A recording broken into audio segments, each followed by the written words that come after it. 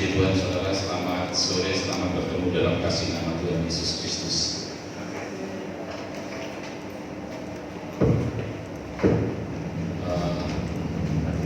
Beberapa waktu yang lalu tentunya Bapak Ibu saudara sekalian bisa perhatikan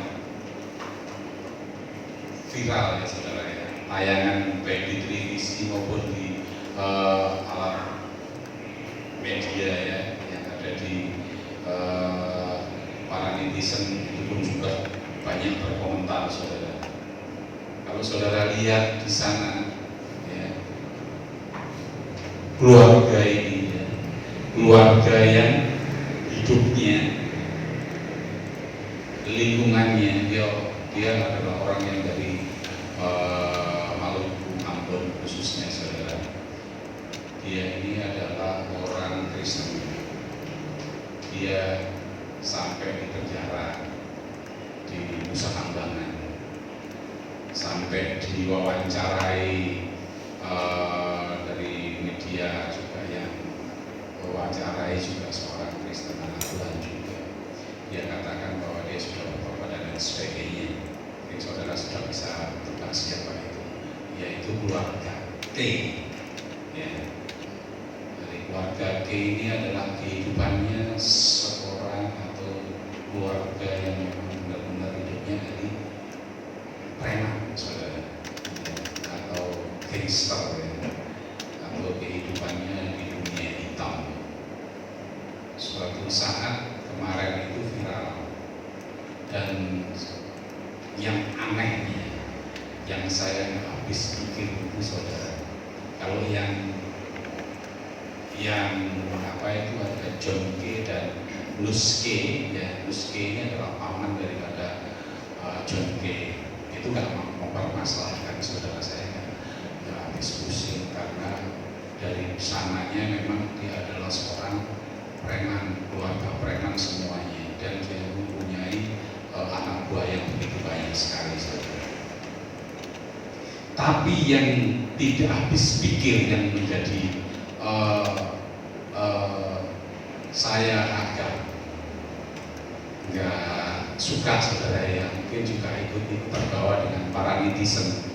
Komentar-komentarnya ini justru bukan ke K-nya ini, keluarga K-nya ini, tapi justru kepada hamba Tuhan yang mengangkat, yang membawa si John K ini kembali, bahkan sampai seharusnya dihukum sekian tahun ya, biasanya cuma dijalani 8 atau 10 tahun gitu ya masalahnya. Hanya keluar terus akhirnya sampai kejadian kemarin itu membunuh, terus ada pembunuhan dan perusahaan dan sebagainya itu saudara. Yang tidak habis pikir justru ada hamba Tuhan dibully habis-habisan saudara, habis-habisan. Katanya udah tahu itu si penjahat masih tetap dia apa, wis pokoknya macam-macam saya lihat sampai saya lihat itu. Tapi luar biasanya hamba Tuhan ini saudara, dia tetap bersenyum, dia tetap luar biasanya di sana saudara, hamba Tuhan ya. Saya bersyukur dan berterima kasih kami boleh melalui kesaksian dia ini, hamba Tuhan ini, akhirnya kami bersyukur dan kami boleh, kalau boleh tema pada sore hari ini kami beri buang sampah sakit hatimu dan kecewa dan ubah menjadi percaya saudara ya. Buang sampah sakit hatimu dan kecewa, ubah dan ganti percaya. Tuhan, kita baca aja langsung di dalam Mazmur 31 ayat yang 10. Mari kami bagi bersama-sama, kita bacakan Mazmur 31 ayat yang 10 ya. Mazmur 31 ayat yang 10 kami berdiri, kita bacakan bersama-sama. Kita baca Mazmur 31 ayat 10. 3, 2, 1. Kasihilah aku ya Tuhan, sebab aku merasa sesak karena sakit hati menghinggapi. Meranalah jiwa dan tubuh. Puji Tuhan, terima kasih, silakan.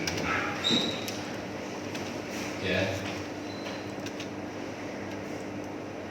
Kalau kita telah, kalau kita lihat permasalahan di keluarganya ini sebenarnya dia permasalahan harta. Yang nggak tahu itu harta dari soal hal rendah yang jelas. Ini sampai diperbutkan, sampai terjadi pembunuhan dan sebagainya. Itu tanahnya yang ada di Maluku sana, yang ada di Ambon sana. Informasinya jual atau apa itu dapat sekian puluh miliar saudara, tanah dari hasil penjualan tanah. Menurut dari si pamannya yang namanya Nuski, paman daripada John Kay, Pak Sangka itu sebenarnya kan semua bisa dibicarakan. Ini bukan hal itu yang menjadi permasalahan saudara. Ya. Permasalahannya berarti sakit hati dan kecewa. Buah dari sakit hati dan kecewa ini adalah apa? Ya, yang seperti yang dilakukan oleh kelompok atau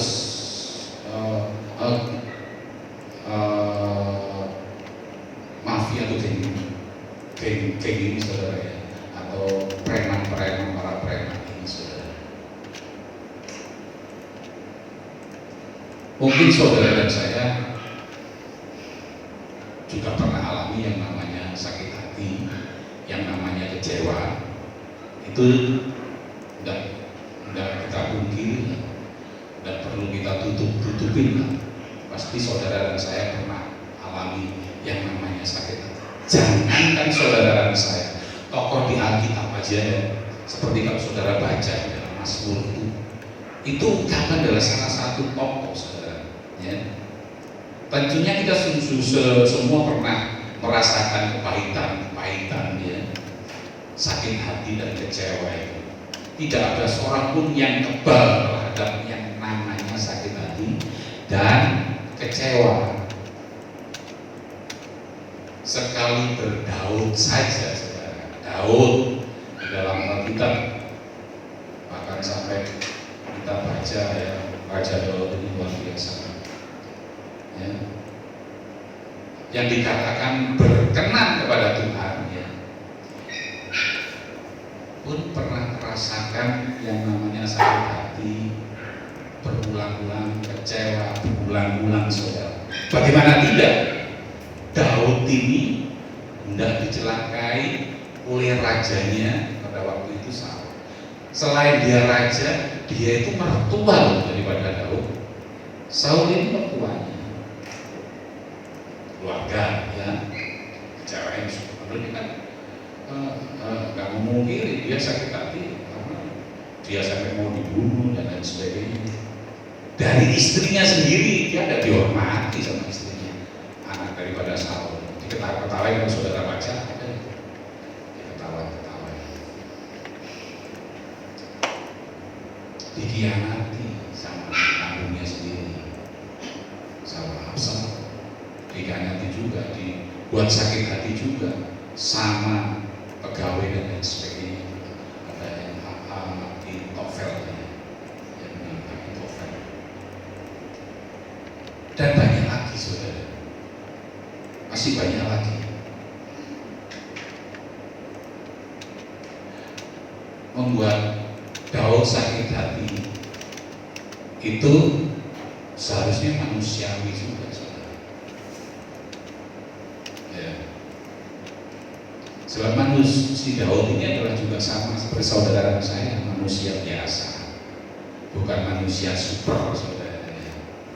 Ya, kayak di film superhero ini saudara. Namun ada hal yang penting kita teladani daripada Daud ini saudara. Dia tidak mau berlarut-larut, tenggelam, tinggal dalam sakit hati dan kecewa. Itu hebatnya Daud saudara.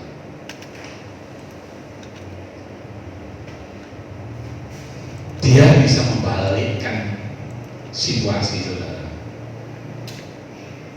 Apakah saudara punya kesempatan pada waktu dia dikejar-kejar untuk dibunuh, mau dibunuh sama si Saul? Ada saudara, kesempatan ada saudara. Bahkan sampai kalau saudara baca ujung jubahnya daripada Saul dipotong, itu membuktikan bahwa dia ada kesempatan untuk menghancurkan, untuk membunuh pada si Raja Saul ini saudara. Tapi apa Daud katakan? Tidak dia lakukan,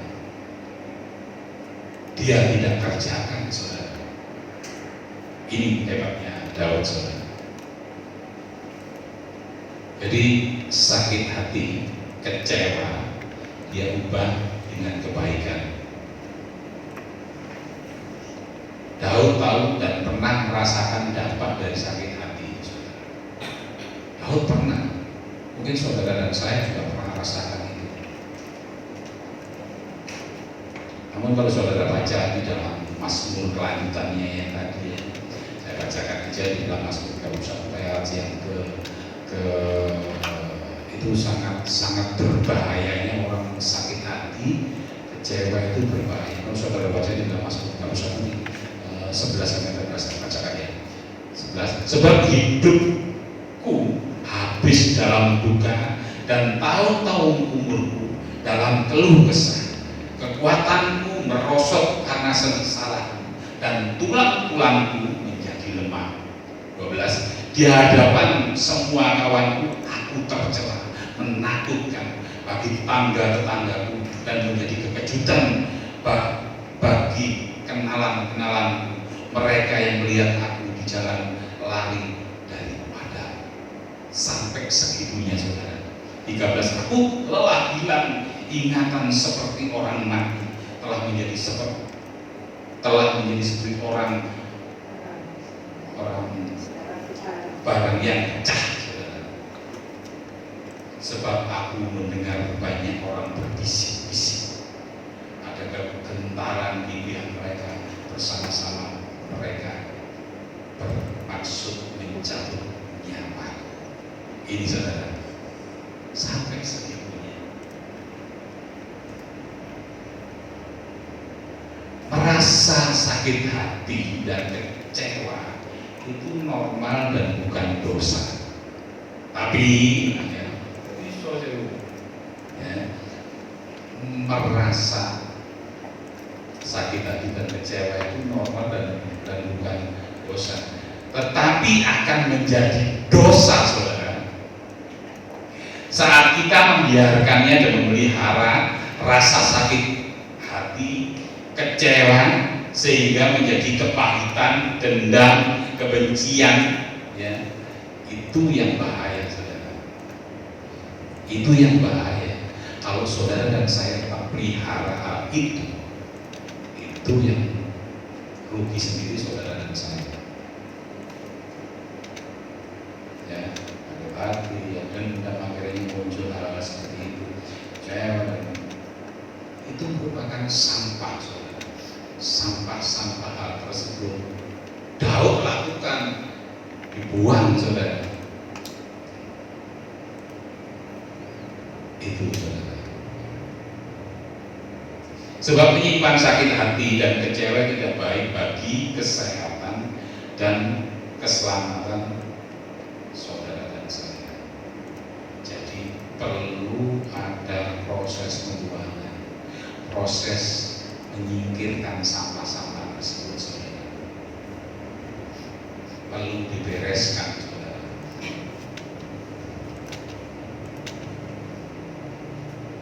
Mungkin kalau saudara saya pernah bicara, jangan dikira gereja ini adalah tempatnya orang-orang suci.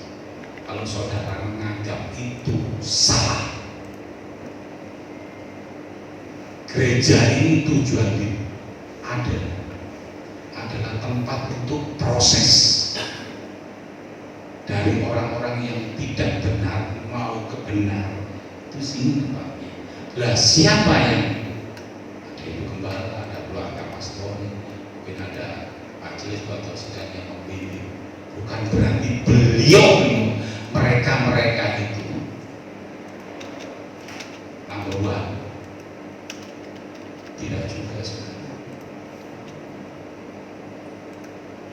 Tapi perlu saudara dan saya, orang-orang yang sudah mengenal, orang-orang yang sudah dekat, orang-orang yang sudah merasa ada pengalaman pribadi dengan Tuhan,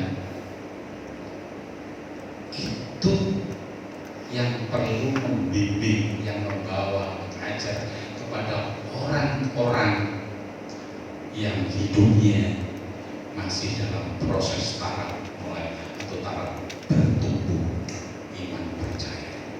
Bukan tambah seperti tadi yang dialami hamba Tuhan ini, dibully habis-habisan ya saudara, dicaci maki lalu saudara baca, ngeri saudara. Hamba Tuhan ini luar biasa iman percaya. Dia katakan, kalau memang si John K itu benar-benar menurut saudara salah, menurut saudara harusnya dihukum seberat-beratnya karena dia melakukan pertobatan adalah pertobatan palsu. Tuhan Yesus pun juga katakan demikian. Tolong rajam dia itu, perempuan yang berbuat dosa, melakukan dosa, tolong itu, yang tidak merasa bersalah, yang tidak merasa berdosa, rajam dulu. Katakan, sudah demikian, katakan tuh, benar loh. Tujuannya apa saudara? Maksud daripada Tuhan Yesus mengajarkan itu apa? Supaya kehidupan sakit hati, supaya kehidupan kecewa itu bisa diubahkan saudara, dari hal itu menjadi kasih. Kasih saudara. Kasih itu menutupi segala hal. Kalau mungkin saudara, teman-teman kita, sanak famili kita berbuat hal salah, sudah datang ke gereja, sudah tahu ibadah, terus saudara sendiri tidak mau menegur, menasihati, tapi saudara hanya membuli, saudara tambah menghakimi, apakah orang itu mau kembali kepada Tuhan atau kembali beribadah? Sebentar dulu, kalau menurut saya sulit saudara, sulit. Karena apa? Saudara seolah-olah sudah, dan saya seolah membenarkan diri sendiri, sudah secara langsung saudara menyombongkan iman percaya saudara sendiri, seolah-olah saudara lebih tinggi daripada orang-orang yang perlu uluran tangan kita, perlu bimbingan kita. Mungkin secara seperti tadi, seperti Daud katakan, sakit hati memang, kecewa memang, iya.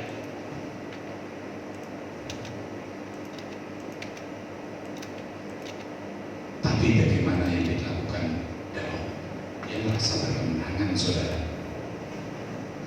Karena sebenarnya ada kesempatan kok Daud melakukan hal-hal yang untuk menghabisi mertuanya atau rajanya si Saul. Ada kesempatan, tapi Daud tidak lakukan saudara. Tidak lakukan ya. Hebatnya di sana saudara.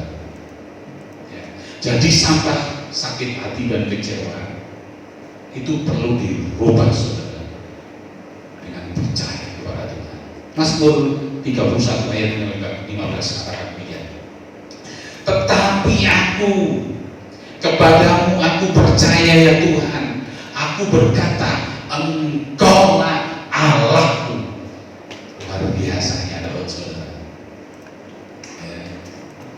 Tetapi kepadamu aku percaya ya Tuhan, aku berkata Engkaulah Allah. Wah ajaib, apa benar-benar luar biasa. Sebab apa? Daud adalah salah satu orang yang punya alasan untuk sakit hati, untuk kecewa itu ada saudara. Ya. Dari backgroundnya aja dia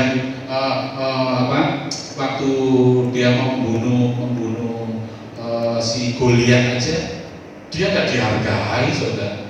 dia disepelekan saudara. Iya tidak? Dari perawakannya aja wis gak mumpuni. Karena apa? Pasukan si Raja Saul ini, kakak-kakaknya aja perawakannya bagus-bagus. Mungkin rata-rata seperti si kalau sekarang ya seperti adik Samuel, seperti Bro Dudu itu ya, perawakannya tinggi besar. Kalau seperti ini anaknya Mbak Ika, Bu Ika, siapa ini? Siapa dia Mbak Ika? Ika. Ya, Ika itu besar tadi ya saudara. Ika itu lebih saudara. Itu saudara.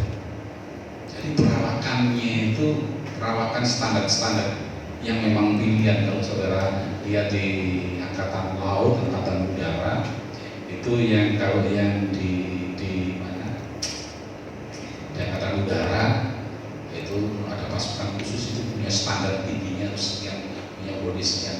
Kalau di angkatan laut itu marinirnya itu harus punya bodinya harus sekian, seperti itu. Demikian juga yang pasukan khusus di angkatan darat semuanya itu berdasarkan perawakan. Tapi Daud tidak ada kriteria di sana saudara, tidak ada. Ya, puji Tuhan. Luar biasanya di sana. Daud punya alasan untuk melakukan apa? Untuk sakit hati dan kecewa, berkepanjangan. Dan dari setiap jilid atau episode kehidupannya diwarnai dengan orang-orang terdekat yang tidak segan-segan ingin menjatuhkan, mencelakakan, dan sampai ini melenyapkan Daud dari muka bumi. Daud hampir saja saudara ya. Daud hampir saja terjebak dalam sampah-sampah sakit hati, sampah-sampah kecewa ini saudara.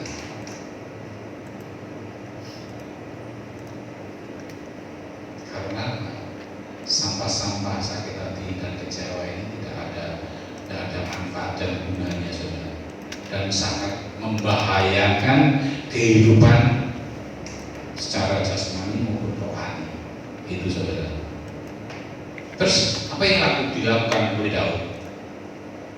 Yaitu dibuang, lepaskan rasa sakit hati, dibuang rasa kecewa.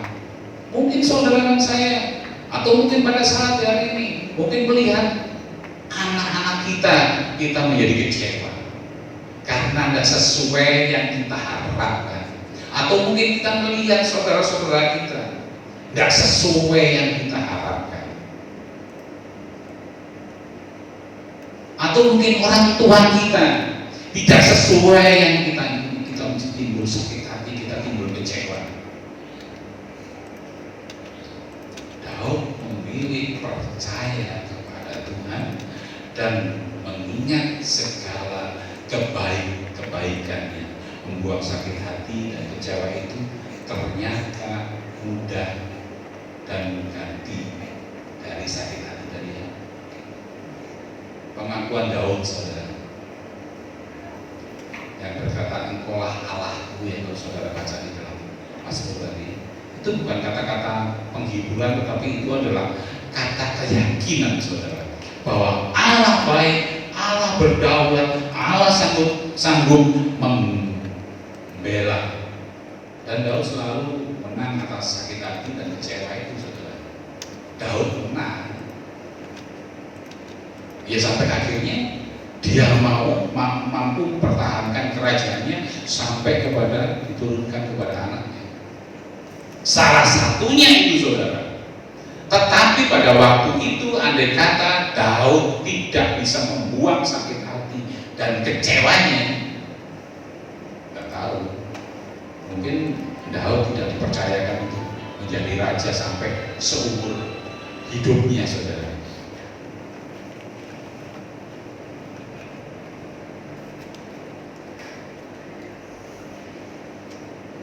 Karena Tuhan mau turun tangan tatkala kita mau membuang, kita membersihkan saudara.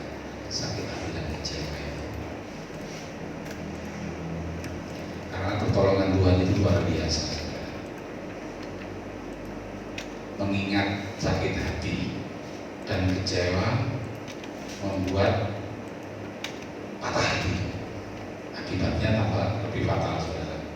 Tetapi percaya dengan terus mengingat kebaikan Tuhan, pasti kita akan dapat melihat mujizat-mujizatnya.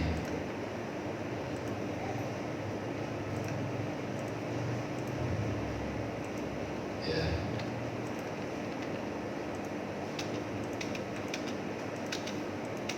Mungkin kecewa karena dengan saudara, keluarga, atau mungkin bahkan teman dan lain sebagainya.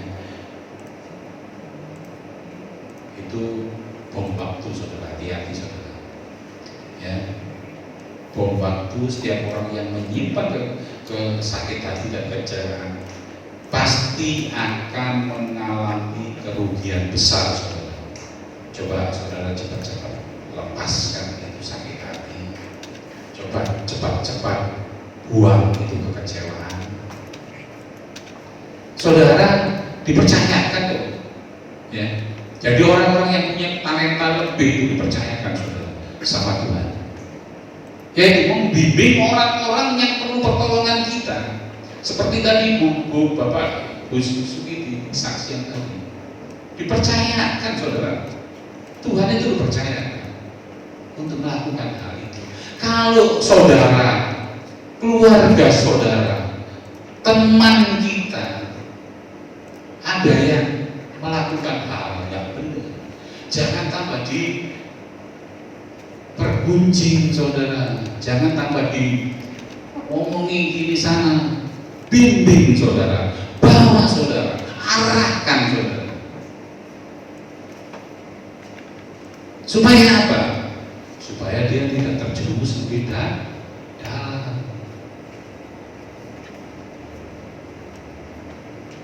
Bawa, jangan tambah di benci, apa kita benci lagi, kita sakit hati, kita kecewa.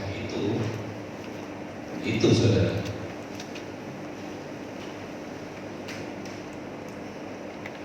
Lepaskan, saudara, lepaskan.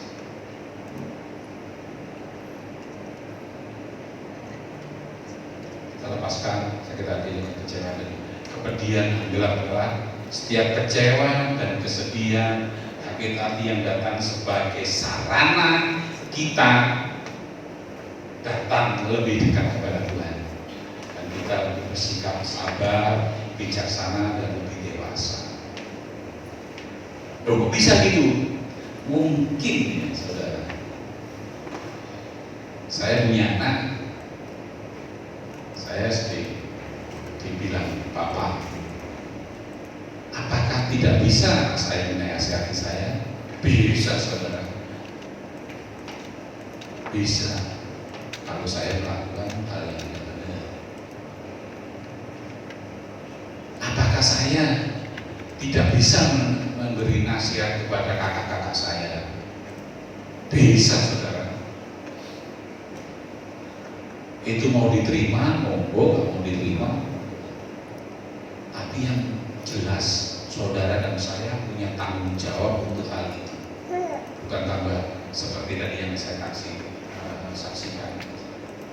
Hamba Tuhan ini dibully habis-habisan, hamba bukan seperti itu bukan jalan keluar, saudara. Periksa impian dan pengharapan, apakah terlalu tinggi atau kurang realistis, ya.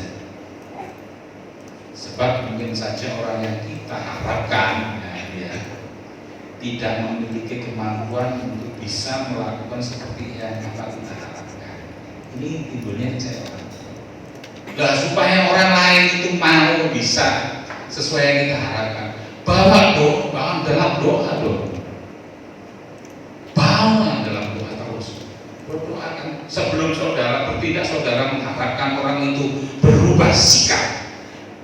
Doakan. Kita doakan, saudara.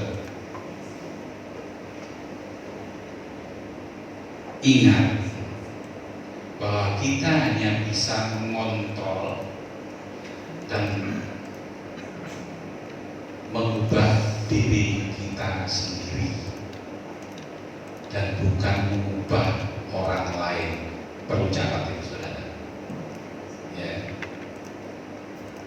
kita hanya bisa mengontrol dan mengubah sikap diri kita sendiri, dan bukan mengubah orang lain menurut kesukaan kita, menurut maunya kita. Tidak seperti itu, saudara. Nah, yang bisa melakukan itu hanya kuasa Roh Kudus saja, kuasa Bapa, Roh Kudus saja.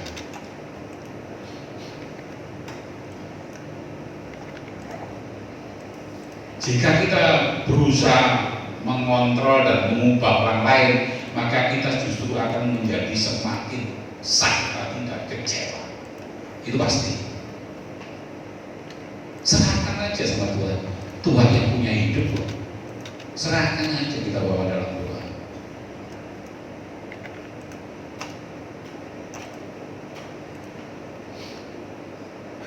Kalau Tuhan sudah bekerja, kalau kuasa Roh Kudus bekerja, yang tidak mungkin menurut kita jadi mungkin, saudara. Jadi terima aja lah setiap kenyataan dengan legowo dan ucapan syukur. Itu tetap belajar melihat bahwa kecewa dan cara yang dari cara pandang yang positif, saudara. Jadi sakit hati dan kecewa itu berubah dengan cara kita berbalik arah dengan cara pandang yang positif aja. Itu sudah. Sakit hati, ada kecewa, menolong kita untuk belajar supaya kita hanya menaruh dan menggantungkan semua harapan kita hanya kepada Tuhan. Terus belajar mengerti kehendak Tuhan dan berharaplah hanya pada Tuhan, maka kita tidak pernah yang namanya sakit hati dan kecewa, alami kekecewaan.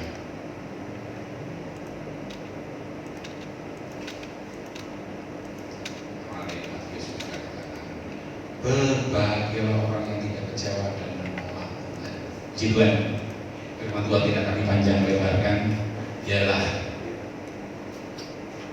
saudara dan saya jangan minta kanan kiri saudara untuk bersikap menurut kesukaan saudara, ya. Bawa dalam doa aja. Kalau saudara ada terbeban, mungkin pada sore hari, terbeban bagi keluarga saudara, terbeban bagi teman-teman saudara, sang famili saudara, bawa dalam doa, datang kepada Tuhan. Puji Tuhan. Saya yakin dan percaya saudara, hanya Tuhan yang mampu mengubah. Kalau John K. menurut kesaksiannya beberapa tahun yang lalu, dia bertobat, terus sekarang ini dia kembali lagi. Saudara perlu koreksi, saudara perlu telah lingkungannya John K. itu di mana? Apakah benar? Yang jelas punya anak buah banyak, saudara. John K. ini punya grup atau punya geng banyak yang penuh hidup, yang hidupnya bersandar kepada John K. Sebenarnya Tuhan sebaliknya sih, Bruce K. ini juga demikian, karena dia. Nah, kalau orang-orang yang ada tinggal di dalam Ka'bah Tuhan sendiri melihat saudara-saudara kita terjatuh dan kita sendiri tidak mau menolong, tambah kita mengata-ngatain, gimana saudara? Menurut saudara, Tuhan ajarkan kepada kita, siapa yang merasa tidak bersalah, tidak berdosa, raja melempari perempuan itu. Tuhan katakan itu, saudara. Perlu yang namanya kasih. Puji Tuhan, kami mendapat berdiri. Firman Tuhan tidak kami panjang lebarkan, tapi biar kita boleh belajar bahwa sakit hati dan kecewaan itu akan merugikan diri sendiri. Puji Tuhan, mimbar kami kembalikan kepada Ibu Gembala. Tuhan memberkati. Haleluya, haleluya. Glory Yesus, haleluya.